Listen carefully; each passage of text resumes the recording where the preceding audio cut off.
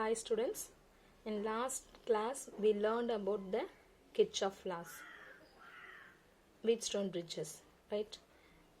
Today we are going to discuss the problem based on the Wheatstone bridge, okay? In a Wheatstone bridge, first example sum 2.23, in a Wheatstone bridge B is equal to 100 ohm and Q is equal to 1000 ohm and R is equal to 40 ohm. If the galvanometer shows zero deflection, determine the resistance S. ஓகேங்களா so நமக்கு தெரியும் so PQRS கொடுத்துருக்காங்க in a Wheatstone bridge zero condition galvanometer shows zero deflection means அப்போ balancing condition நமக்கு என்னன்னு தெரியும் P by Q is equal to R by S. That is the formula. In a Wheatstone's bridge P is equal to என்னன்னு கொடுத்துருக்காங்க R கொடுத்துருக்காங்க and Q கொடுத்துருக்காங்க நமக்கு தேவை S மட்டும் தேவை ஓகேங்களா சொல்யூஷன் நம்மளுடைய ஃபார்முலா தெரியும் P by Q is equal to R by S. So நமக்கு இதில் தேவை எஸ் ஸோ ரிமைனிங் இதை லெஃப்ட் சைட் கொண்டு வந்தோம் ரைட் சைடு மாற்றணும் அப்படின்னு சொன்னால் ரெசிப்ரோக்கலில் வரும் ஸோ அப்போ என்ன ஆகும் அப்படின்னா Q by P is equal Q by P into Rன்னு வரப்போகுது Qோட வேல்யூ 1000 Pயோட வேல்யூ 100 into Rோட வேல்யூ 40 ஓகேங்களா ஸோ இப்போ 100க்கு நம்ம கேன்சல் பண்ணோம்னா 10 into 14 கிடைக்கும் 10 into 40 is equal to 400 ஓம் இதே மாதிரி தான் நமக்கு கொடுக்குவாங்க ஸோ ரைட் இப்போ நம்ம எப்படி கண்டுபிடிக்க போகிறோம் அடுத்த ஒரு சம்மு இதே மாதிரி நமக்கு ஆன்சர்ஸ் இதே மாதிரியான சம்ஸ் வந்துட்டு 2 மார்க்ஸ் 3 மார்க்ஸில் கேட்பாங்க ஸோ அதனால் இதை நம்ம கொஞ்சம் கேர்ஃபுல்லாக பார்த்து சம்மை போடுங்க ஓகேங்களா what is the value of X when the Wheatstone's network is balanced Wheatstone network வந்து பேலன்சிங்காக இருக்குது அப்போ பேலன்சிங் கண்டிஷன் நமக்கு தெரியும் P by Q is equal to R by Sன்றது நமக்கு தெரியும் ஓகேங்களா ரைட் அப்போ அந்த நெட்ஒர்க்கில் என்னென்ன இருக்குது அதில் என்ன நம்மளை ஃபைண்ட் அவுட் பண்ண சொல்லியிருக்காங்க அப்படிங்கிறத நம்ம இப்போ கண்டுபிடிக்க போகிறோம் ரைட் நெட்ஒர்க் பார்ப்போம் நெட்ஒர்க்கில் P வந்து 500 ஓம்னு கொடுத்துருக்காங்க and Q is equal to 800 ஓம்னு கொடுத்துருக்காங்க and S is equal to 1000 ohm R is equal to 400 plus X 400 plus X ஓம் ஓகேங்களா ஸோ இது நமக்கு கொடுத்தாச்சு PQRS கொடுத்துட்டாங்க பேலன்சிங் கண்டிஷனும் சொல்லிட்டாங்க நெட்ஒர்க் இஸ் பேலன்ஸ்டுன்னு சொல்லிட்டாங்க so balanced means P by Q is equal to R by S P வந்து 500 Q வந்து 800 R வந்து X plus 400 and S is equal to 1000 so எல்லாத்தையும் இதில் சப்ஸ்டியூட் பண்ணுங்கள் கேன்சல் பண்ண வேண்டியது எல்லாத்தையும் கேன்சல் பண்ணிவிடும் ஓகேங்களா ஸோ 5 by 8ன்னு கிடைக்கும் X plus 400 by 1000 is equal to 500 by 800 இதுலேருந்து X plus 400 இந்த 1000 இந்த சைட் கொண்டு வந்துடலாம் மல்டிப்ளைல வரும் ஸோ அப்போ 5 by 8 into 1000 5 by 8 டிவைட் பண்ணால் 0.625 வரும் இன்ட்டு 1000ஆல் மல்டிப்ளை பண்ணால் 625 and X is equal to 625 plus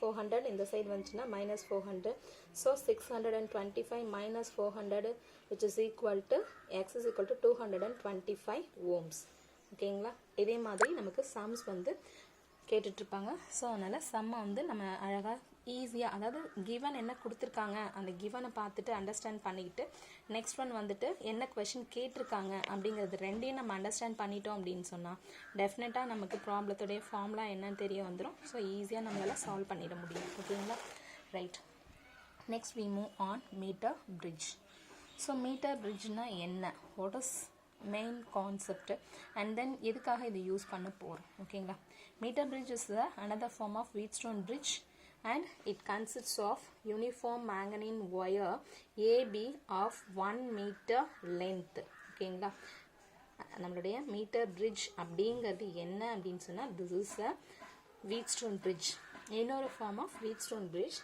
and it consists of manganese wire of length 1 meter AB 1 meter length இருக்கக்கூடிய ஒரு மேங்கனின் ஒயர் தட் இஸ் AB அதுதான் நம்மளுடைய Wheatstone bridgeல மெயின் ஸோ அது வந்துட்டு நம்ம என்ன பண்ணியிருக்கோம் அப்படின்னு சொன்னால் 1 மீட்டர் ஸ்கேல் வழியாக அந்த 1 மீட்டர் ஸ்கேல் எந்த டைரக்ஷன் போதோ அதே டைரக்ஷனுக்கு அதை நம்ம ஸ்ட்ரெச் பண்ணியிருப்போம் காப்பர் ஸ்ட்ரிப்ஸில் சிடிங்கிற ஒரு காப்பர் ஸ்ட்ரிப்ஸில் ஸ்ட்ரெச் பண்ணியிருப்போம் ஓகேங்களா right so this wire is stretched along a meter scale on a wooden board between two copper strips C and D.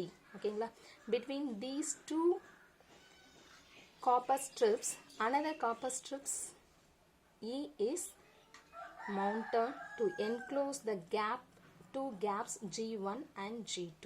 Okay, right. So ஏபிங்கிறது ஒரு மேங்கனீன் ஒயர். அந்த மேங்கனீன் ஒயர் வந்து ஒரு metre scale வழியாக உடன் போர்டில் ஸ்டிச் பண்ணி வச்சுருப்போம். அண்ட் தென் அந்த சிடிங்கிற 2 காப்பர் ஸ்ட்ரிப்ஸ்க்கு நடுவில் இன்னொரு காப்பர் ஸ்ட்ரிப்பை வந்து அட்டாச் பண்ணுவோம், ஈங்கிற காப்பர் ஸ்ட்ரிப். அதனால் G1 G2ங்கிற 2 கேப் வந்து க்ரியேட் ஆகும். ஓகேங்களா? ரைட்.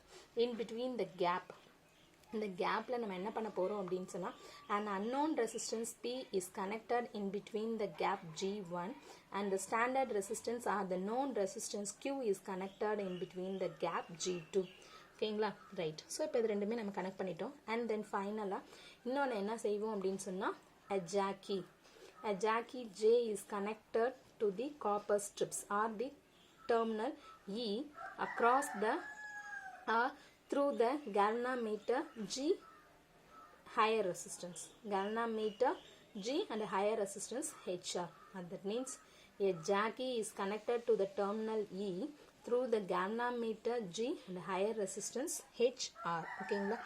இப்போ நமக்கு இதில் என்ன தெரிய போகுது? இப்போ இது வரைக்கும் நம்மளுடைய எக்ஸ்பெரிமெண்டல் செட்டப். ஆக்சுவலி இது வந்து லாஸ்ட் இயர் வரைக்கும் ப்ராக்டிக்கல் இருந்துச்சு, அதாவது லாஸ்ட் இயர் பிஃபோர் வரைக்கும் ப்ராக்டிக்கல் இருந்துச்சு. லாஸ்ட் இயர் ப்ராக்டிக்கல் இருந்து எடுத்தாச்சு. ஸோ அப்போ ப்ராக்டிக்கல் செய்யும்போது இது எல்லாமே நமக்கு இருக்கும்.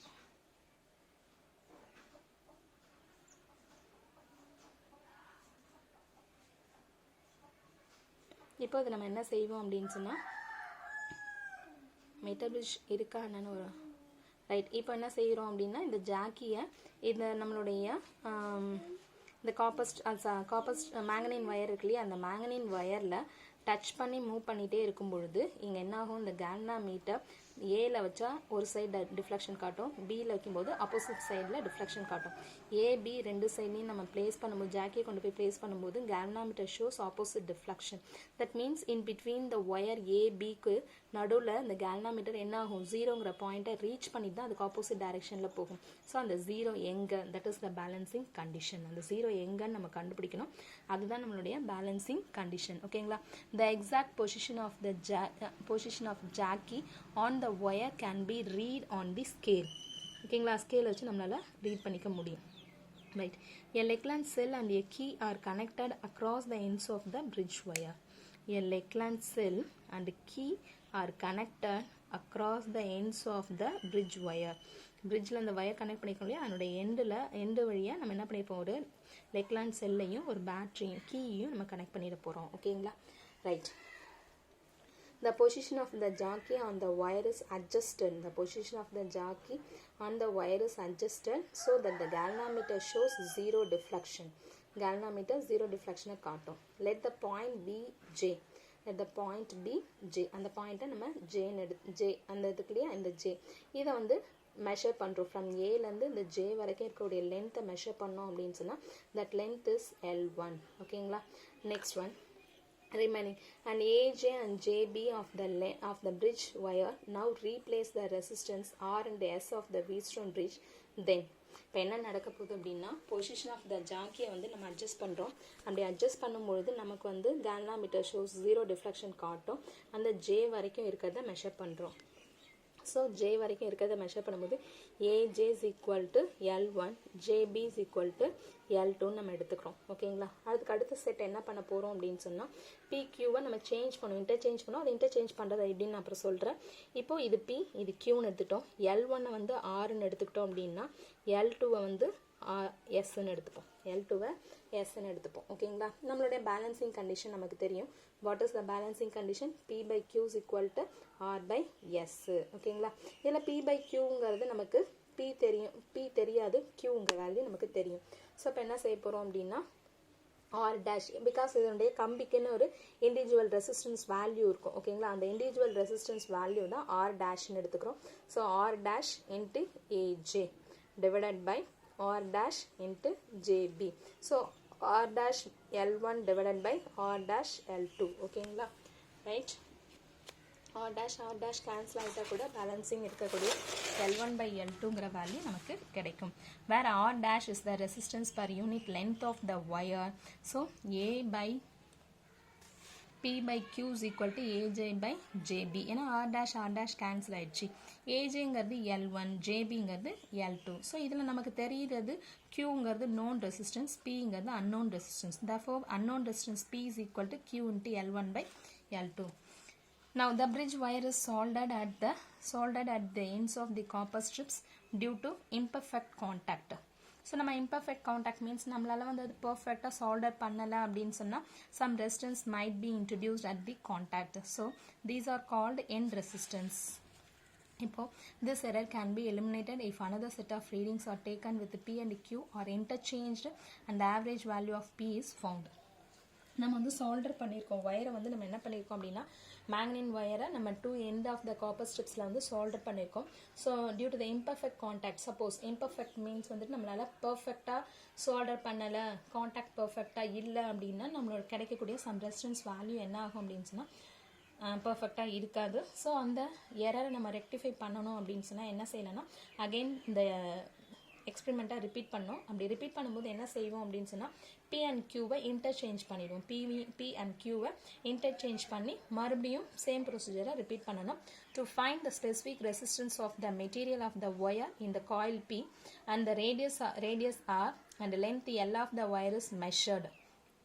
ஸ்பெசிஃபிக் ரெசிஸ்டன்ஸ் நமக்கு தெரியும் and coil resistance தெரியும் and length of the wire. ஓகேங்களா, ரைட். இப்போ நம்ம மெஷர் அதாவது ஸ்பெசிஃபிக் ரெசிஸ்டன்ஸ் வேல்யூவை நம்ம மெஷர் பண்ணணும். அதுக்கு நமக்கு தேவை ரேடியஸ், லென்த்து அண்ட் ஏரியா. இதெல்லாம் தெரிஞ்சதுன்னா நம்ம ஈஸியாக என்ன பண்ண முடியும்னா the specific resistance or resistivity rho can be calculated using the relation specific resistance. That means resistance R is equal to rho into L by A. Here rho is the specific resistance.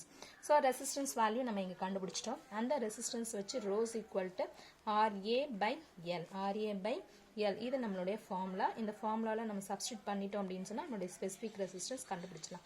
அதாவது specific ரெசிஸ்டன்ஸை find out பண்ணணும் அப்படின்னு சொன்னால் நமக்கு radius ஆரும் வயருடைய length of the wire and radius of the wire நமக்கு தெரிஞ்சது அப்படின்னு சொன்னால் அதுலேருந்து நம்மளால் ஸ்பெசிஃபிக் ரெசிஸ்டன்ஸ் என்னன்னு கண்டுபிடிக்கலாம்.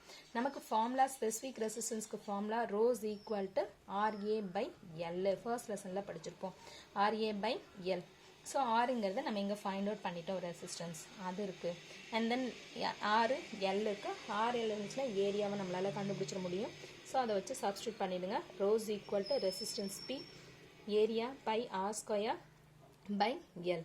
If P is the unknown resistance, equation becomes that is rho is equal to P into pi R square by L. ஓகேங்களா, Wheatstone bridge மாதிரியே இன்னொரு பிரிட்ஜ் தான் மீட்டர் பிரிட்ஜ். மீட்டர் பிரிட்ஜ் நமக்கு வேணும் அப்படின்னா ஒரு மேங்கனின் ஒயர் தேவை, 3 காப்பர் ஸ்ட்ரிப்ஸ் தேவை. அந்த காப்பர் ஸ்ட்ரிப்ஸை உட்டன் போர்டில் இந்த மாதிரி ஸ்ட்ரெச் பண்ணியிருப்போம். ஸ்ட்ரெச் பண்ணினதுக்கப்புறம் இந்த ஒயரை வந்து அலாங் த மீட்டர் ஸ்கேல் வழியாக ரெண்டு வயரையும் ஒரு வயரை காப்பர் ஸ்ட்ரிப்ஸோடைய 2 எண்டில் ஸ்ட்ரெச் பண்ணியிருப்போம். அண்ட் ஈயில் இருந்துட்டு galvanometer high resistance Jackie connect பண்ணியிருப்போம். அண்ட் கேப் G1 G2ல ஒரு இதில் நோன் ரெசிஸ்டன்ஸ், இன்னொரு இதில் அன்னோன் ரெசிஸ்டன்ஸ் கனெக்ட் பண்ணியிருப்போம். இப்போ ஜாக்கியை நம்ம மூவ் பண்ணுறதுனால அண்ட் தென் 2 காப்பர் ஸ்ட்ரிப்ஸோட 2 மேக்னின் ஒயரோடைய 2 எண்டுலையும் நம்ம என்ன பண்ணியிருப்போம் அப்படின்னா லெக்லான்ஸ்லையும் கீயையும் கனெக்ட் பண்ணியிருப்போம். ஜாக்கியை நம்ம மூவ் பண்ணும்பொழுது கேல்னாமீட்டர் ஷோஸ் 0 டிஃப்ளெக்ஷன் காட்டும். அது எங்கே அப்படின்றத நம்ம ஃபைண்ட் அவுட் பண்ணுவோம். ஃபைண்ட் அவுட் பண்ணதுக்கப்புறம் அதனுடைய லென்த்தை L1 எடுத்துங்க, ரிமைனிங் லென்த்தை L2 எடுத்துக்காங்க. ஃபார் இம்பர்ஃபெக்ட் கான்டாக்ட் நம்மளால் அந்த ரெசிஸ்டன்ஸை கரெக்டாக பர்ஃபெக்டாக கண்டுபிடிக்க முடியாது. அப்போ என்ன பண்ணுவோம், PQவை வந்து இன்டர்சேஞ்ச் பண்ணிவிட்டு அகைன் மறுபடியும் ஜாக்கியை மூவ் பண்ணுவோம். அப்போ நமக்கு இன்னொரு செட் ஆஃப் ரீடிங் கிடைக்கும். மீட்டர் பிரிட்ஜோடைய பேலன்சிங் கண்டிஷன் ஆர் வீட்ஸ்டோனுடைய balancing condition P by Q is equal to R by S. இப்போ நம்ம கண்டுபிடிச்ச L1 L2 வந்து RS நம்ம எடுத்துக்கிட்டோம் அப்படின்னா இந்த ஈக்குவேஷனில் சப்ஸ்டியூட் பண்ணிட்டோம் அப்படின்னா P by Q is equal to L1 by L2 கிடைக்கும். இதில் Pங்கிறது நோன் ரெசிஸ்டன்ஸ், Pங்கிறது அன்னோன் ரெசிஸ்டன்ஸ், Qங்கிறது நோன் ரெசிஸ்டன்ஸ். ஸோ அதனால் P is equal to Q into L1 by L2 கிடைச்சிரும். அண்ட் ஸ்பெசிஃபிக் ரெசிஸ்டன்ஸ் நம்ம ஃபைண்ட் அவுட் பண்ணோம்னா கண்டிப்பாக நம்மளுடைய மேங்கனின் ஒயருடைய ரேடியஸும் லென்த்தும் தெரிஞ்சால் போதும். லென்த்தை ரெண்டையும் வச்சுட்டு நம்ம என்ன செஞ்சுக்கலாம், specific resistance rho equal to RA by L. இங்கே ரெசிஸ்டன்ஸ் வந்து P, ஏரியா வந்து மேங்கனின் ஒயர் மீன்ஸ் ஆல்மோஸ்ட் ஒரு சர்க்குலர் ரேஞ்சில் இருக்கும். So area of the circle by R square. So எல்லாத்தையும் நம்ம நோன் வேல்யூஸ் எல்லாத்தையும் சப்ஸ்டியூட் பண்ணோம் அப்படின்னா ஸ்பெசிஃபிக் ரெசிஸ்டன்ஸ் வேல்யூ என்ன நம்மளால் ஃபைண்ட் அவுட் பண்ண முடியும். ஓகேங்களா, தேங்க்யூ ஸ்டூடெண்ட்ஸ்.